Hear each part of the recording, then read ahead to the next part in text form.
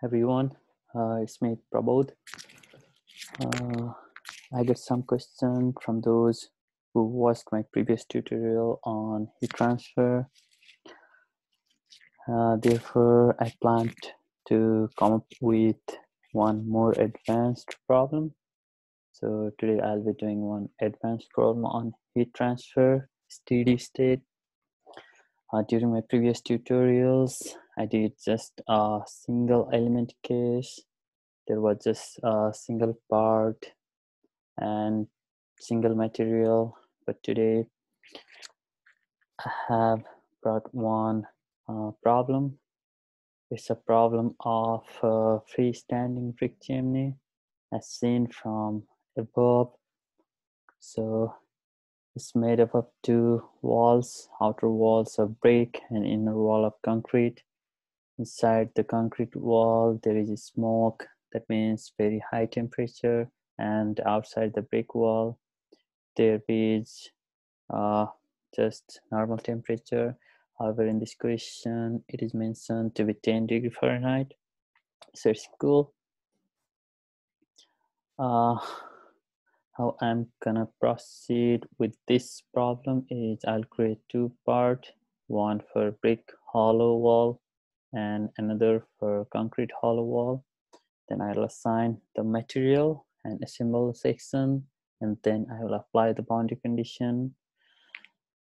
The major difference between the previous problem and this one also lies on the boundary conditions and the constraints and interactions that I will show later while solving this. So let's start. And before starting, I just want you to make aware of all the coordinates that I'm going to use while creating the parts, because I have to create two parts and assign or assemble them. I must know the coordinate of this point, this point, this point, this point, this point, and this point. So you can look here. So I have already computed the coordinates, just I'll be assigning them. So if you consider this point to be your origin, to be 0, 0, then the farmost point will be 26, 26, right? So this will be 26, 26 coordinate. And since this is 1 inch thick concrete and the width here is 12 inch, we can easily compute the coordinate of this part to be 6, 6, right? Then the exterior part will be on 20, 20 coordinate system. Therefore, looking at all the dimensions, you'll get this part to 7, 7, and sorry, you'll get this part to be 19, 19, right? So I'm this part. So 0, 0, 6, 6, 7, 7, 19, 19, 20, 20, 26, 26. Now let's proceed ahead. So I'll be creating two parts. So one will be brick wall. So we're just assuming it to be planar because it's just unit thickness on another direction. So brick wall. So how I'm gonna be creating the brick wall is I'll assign the coordinate system. I'll create this rectangle and this rectangle. Then it will be a single part called brick wall, right? So, okay. So the starting point of rectangle 0, 0. Ending point of rectangle, it will be 26, 26, right? So 26, comma 26. So outer rectangle is created. You can look from here. So you now become able to create the outer rectangle.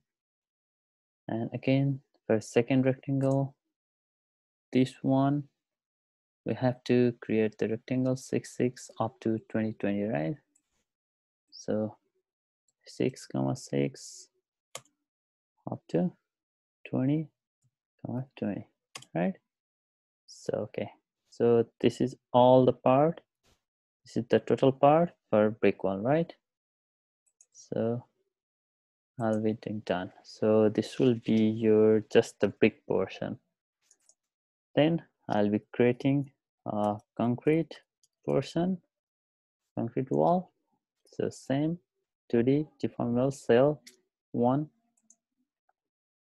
I can look here. So for concrete wall, so I have to create 2 rectangle, one 6 up to 2020, and next one 7 up to 1919, right? So rectangle 6, 6 to 20, 20. So you'll now think, yeah, you created a rectangle here. Now the second one will be 7, 7 to 19, 19, right? Okay. Now you have successfully created a concrete wall. Okay, done. This is your concrete. Now we have to assign the material, right? So we have to create those materials. The first one is brick. Since we are doing just the heat transfer, we have to use thermal conductivity of brick. Before putting the value, I just want you to tell these are the required parameters you are going to use, right? So this is the conductivity of concrete C, this is the conductivity of brick B, right? So for concrete, you'll be putting this value, and for brick, you'll be putting this value. Look here, your temperature is in Fahrenheit, your dimension is in inch, so you are good with your unit system. You do not have to change it, right? So you can just put 0.04 for brick. Thermal conductivity 0.04. Oh, sorry, 0.04, right? So that's our brick. So we are assuming it to be isotropic. And the next material is concrete. And for concrete, again, thermal conductivity. So the value is 0.07, right? 0.07. Okay. Now we have successfully created 2 materials. Now the next, you have to create the section, right? So there's solid section, homogeneous for both. So I'm just creating the brick section first. So brick, yes, continue. So you have to select brick. It will be your brick section. Again, for concrete, so I'm just putting concrete, yes, homogeneous solid, same, and you have to select concrete here. Now you have successfully created 2 sections as well. Now what's remaining? You have to assign section to your parts, right? You have till now created just the parts. You haven't created a part with certain materials. You have just created a wall, but you have to make it brick wall now.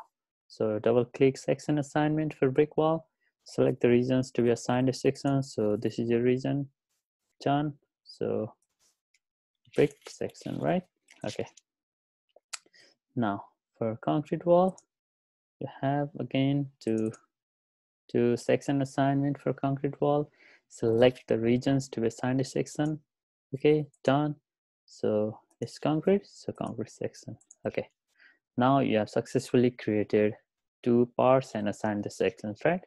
Now you have to do assembly, right? So you have to create an instance, double click it. So there are 2 parts, select both, and I think you have remember how I did this one.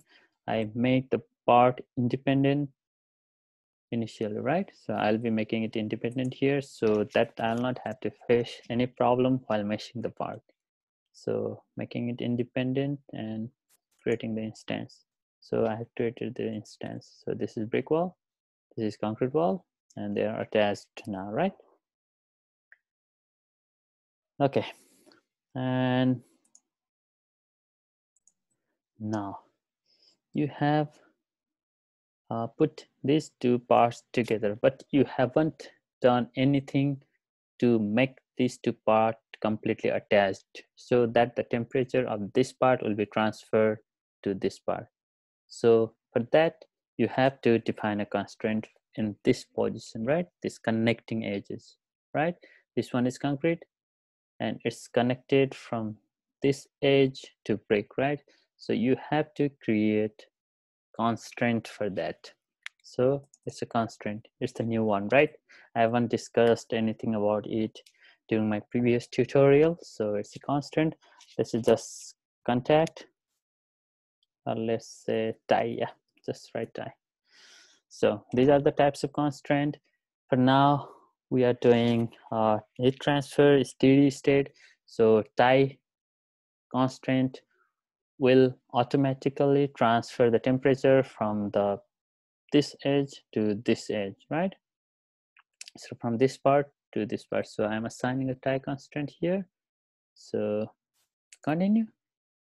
So you have to choose the master type and slave type, but you do not have done anything till now. So I'll just be adding this concrete wall for now so that you can create a constraint and select the master type. So it's asking to choose the master type. So master and slave means you have to attach slave type into the master type. So you can select any in this case, but it will make different later on.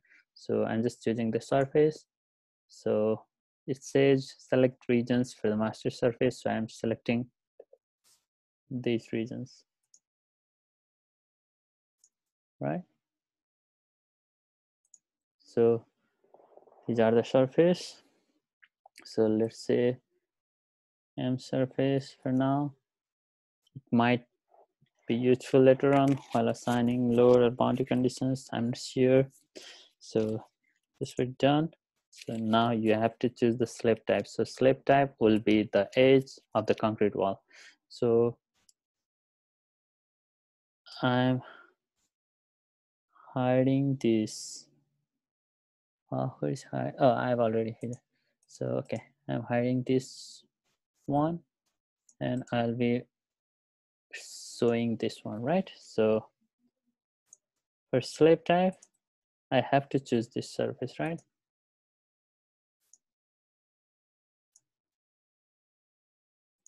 Okay. So I think I need to describe a little bit more here. So we haven't created any connection here in the edges where the concrete wall connects to the brick wall. So I'm assigning the constraint here, and for master type, I just selected the edges from the brick wall, right? From the brick wall. And for slab type, I'm selecting the edges from the concrete wall, right?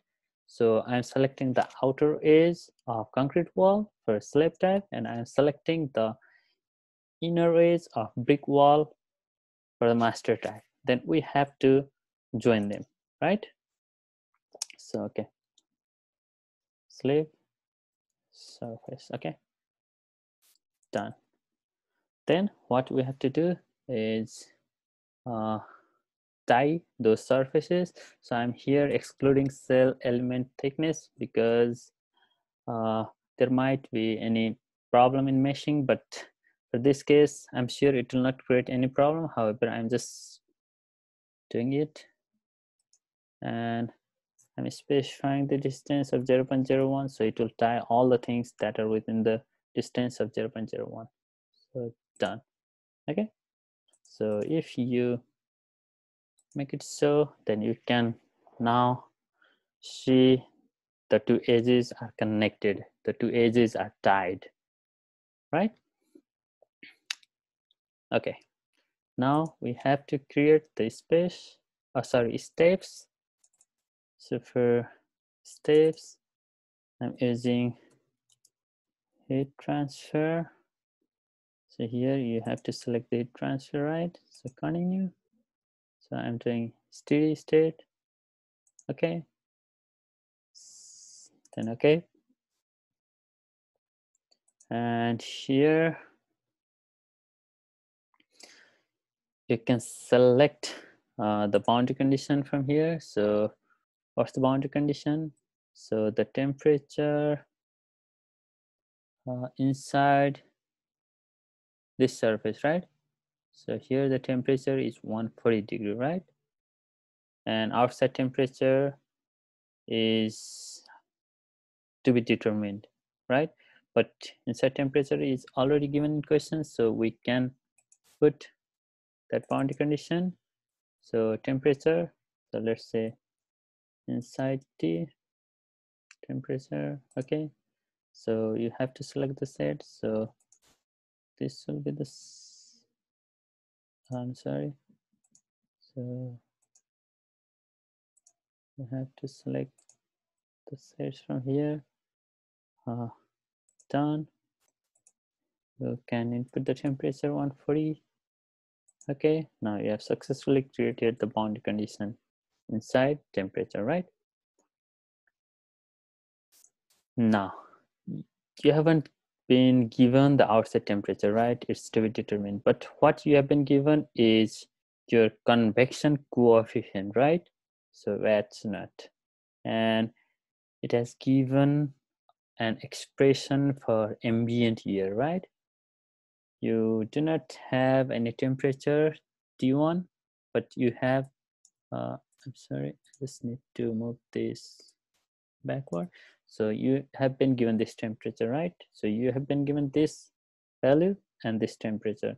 So for that case, how you have to proceed is you have to do something in interaction. So look here, you'll find interaction here. So double click it, then just write ambient T. So you have to do in same step. So it's in heat transfer. Okay, here you have one condition known as surface film condition. So this is for convection. Okay, so this is for convection. Just put in your mind, and you have to continue it, and you have to select the surface, right? So I am selecting the surfaces where the temperature is to be given, right? So done. Now film coefficient, look here. So this value you can put in film coefficient. So the film coefficient means the convective coefficient here. So I'm sorry, just put it here. So it's 0.012, right? 0.012. So it's in consistent unit system, so you don't have to worry about it. And sink temperature. So what's the sink temperature? So you can see T infinity is 10 degree Fahrenheit, right? So you can put 10. Okay, now you're done with this as well.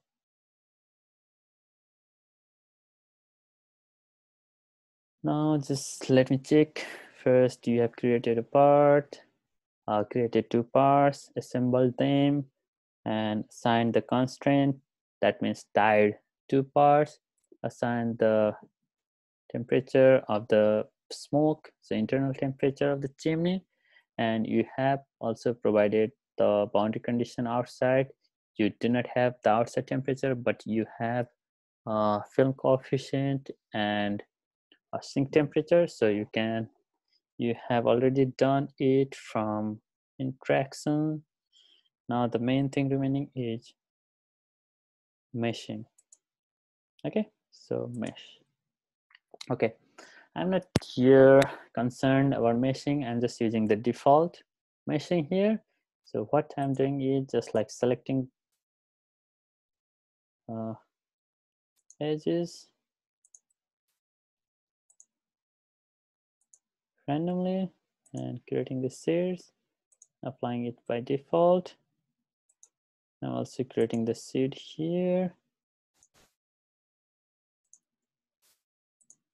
This is just a problem with regular shape objects, so you didn't have to worry much about meshing. So I'm just using default values. So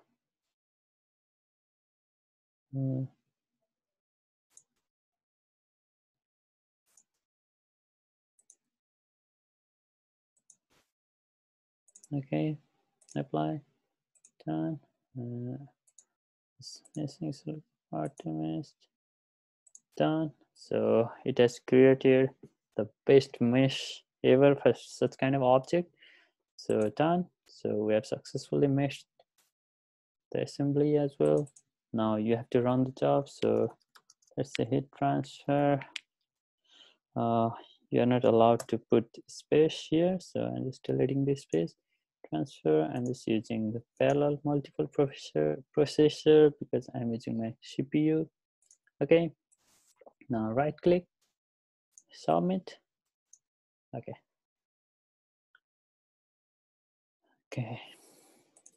done. So submitted, and so it's running.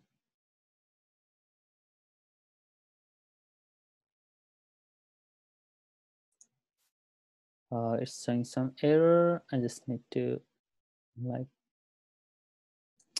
okay, I just found I've not assigned any element type on during the process of meshing. So I'm just gonna redo just this small part. So mesh, I'm just going to delete the previous mesh I've created. So delete, done. So I've deleted all the meshes. So I have to do is mesh element type and select the regions to be assigned the element type. So we can just select both regions, done. Here we have to select a transfer. So okay, then done. Then we can assign this mesh, select the part 2 instance, another one, done. So this is the mesh created by default. Now then we can rerun or resubmit the job. So okay, the current job now submitted. It's running, and hopefully it will not show error this time. So okay, completed successfully. So right click, results. Okay, you can look at the contour here. So it's showing the contour for each flux. So HFL. Now what we are interested is our temperature. So it's showing the temperature 1400 degree Fahrenheit. So and we're writing in this pattern, right? So the temperature at edges is 23 degree Fahrenheit. However, the temperature perpendicular to the center of this is around, let's say, 52, right? So temperature here will be around 52. The temperature here will be around 23 Fahrenheit, and the inside temperature is 1400 Fahrenheit, right? So this is showing how the temperature vary. You can just look at the animation. Okay, so first it was this one, and after it's varying this way, right? So that's the temperature. Now I also got some questions on how to look at or plot the temperature data. So for that question, I have a simple solution. So just go here, XY data, and look at the field output data, continue. And for element nodal, you'll just see the flux. And for unique nodal, you'll see the nodal temperature as well, right? So you can just click here, and before plotting, you have to select any part. So just here and edit selection. So I'm just selecting one node, right? So here, plotting it. You can see here, so the temperature after the application of the boundary condition and after the event will be around 52, right? So 50 and slightly greater than 50, so it will be around 52. So you can look the temperature at the point you desire. So that's all what I was planning to demonstrate. Let me know if you have any further questions, and please feel free to ask me through my email. So it's pr1@gmail.com or